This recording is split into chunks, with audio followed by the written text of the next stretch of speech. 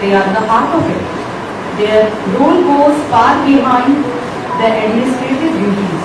They are visionaries, they are mentors, they are managers, they are counselors, they are community builders and driving force behind academic excellence. Principals are responsible for setting the tone and culture of the school. They guide teachers, nurture students, manage parents' expectations and ensure compliance with educational policies. But this part is not without its sharing of challenges. So, here on this dais, we are completely going to appreciate each and every educator, principal, trustee who have travelled all across Maharashtra for this Maharashtra Shiksha Bhushan Puraskar.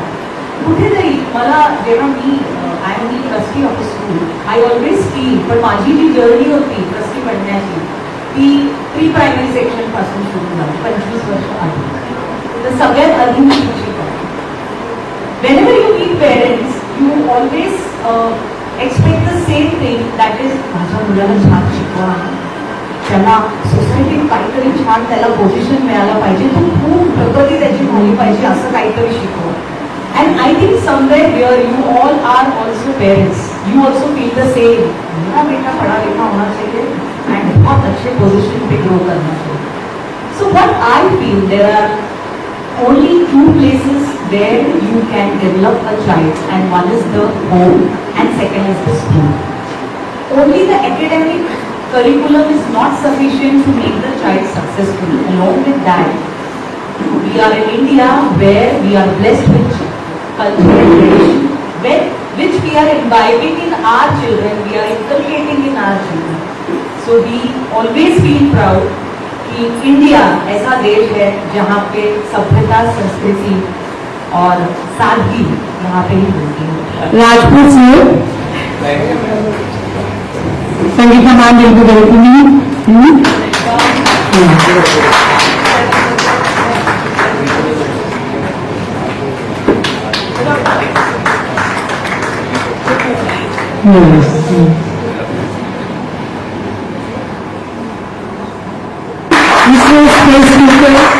विकसित भारत संकल्प यात्रा.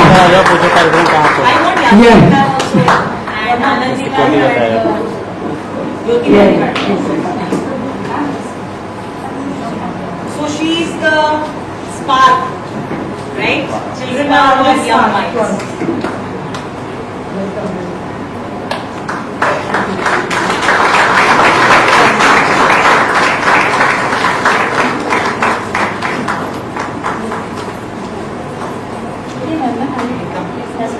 सब लोग ma'am अच्छे से एकदम खड़े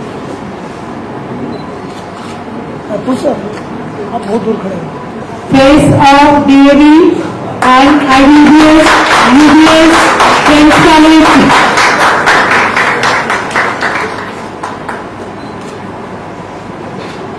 जो गरीब बच्चे होते हैं, जो रोड पे सिलाई का काम करते हैं, झाड़ू मारते हैं, स्लम एरिया में जो बच्चे हैं, जिनके घर में पैसे हो तो कहीं भी जाकर पढ़ लेंगे, लेकिन इन बच्चों का कौन देखेगा. तो इन बच्चों के लिए मैं सब कर रही हूँ कि इतने कम पैसे में ऐसी ऐसी चीजें बनाऊंगी कि देश का हर बच्चा इसरो का नाम जानेगा, देश का हर बच्चा इसरो के बारे में सोचेगा और देश का हर बच्चा इंडिया की सैटेलाइट और रॉकेट बिल्ड करेगा. ये इसकी सोच है. मुझे लगता है कि आप सभी सपोर्ट करेंगे और आने वाले समय में मुंबई में बहुत बड़े कार्यक्रम कर रहे हैं. सैली में वहाँ पर बैठी हुई है, मैं भी उसको ऑर्गेनाइज करने वाली हूँ. थोड़ा सा प्लीज मैं भी ऑर्गेनाइज कर इस प्रोग्राम को. वो गवर्नमेंट ऑफ महाराष्ट्र के साथ हमारी इनिशिएटिव आ रही है जिसकी पूरी रॉकेट बनाने की जिम्मेवारी इस बच्चे की. पूरी बच्चों को ट्रेनिंग यही मिलने वाली है. And there are some few points you want to say with all of you, so please.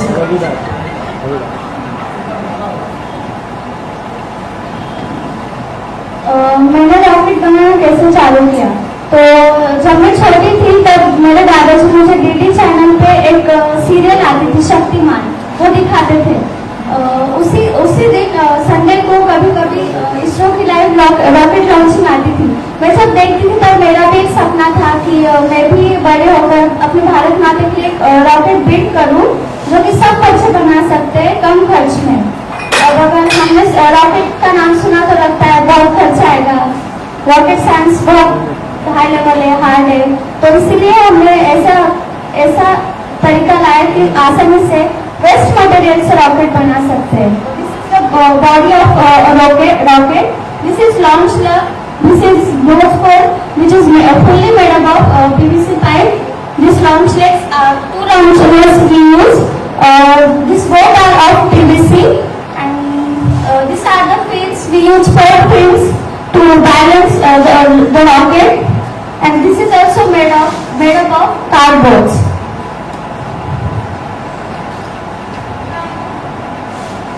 See, this is the motor of which is made up of PVC pipe. You can see here one hole is there. For this we put igniter to ignite the rocket. From the outside of this motor we put M-seal, and middle of we use 2 chemicals, sugar and potassium nitrate. Sugar as a fuel and potassium nitrate as an oxidizer. Then we cover the rotor with the epoxy. So this is how we made the motor. The rocket is balancing. This is called center gravity check. This is a center of pressure checking.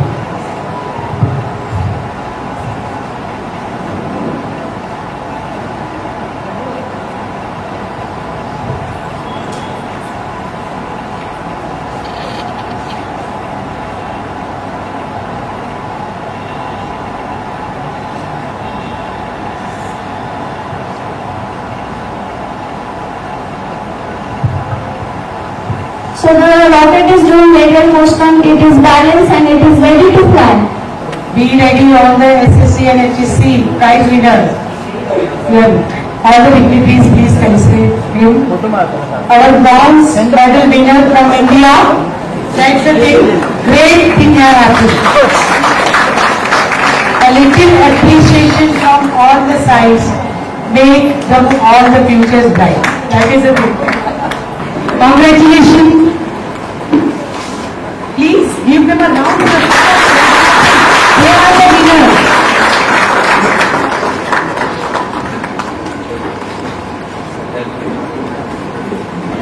Medals, we appreciate you, your parents. Best of luck for your bright future. Please give them a big round of applause. They are the winners. आज के लिए आपको speech clapping करना, parents and teachers and आपने जो ये काम किया है, जो लोगों को दिखाया है और बताया है कि हमारे देश में जो लड़कियां हैं वो कुछ भी कर सकती हैं, और आपने ये प्रूव किया है कि आसमान में रॉकेट बनाना ही नहीं, आसमान को छूना भी लड़कियां जानती है।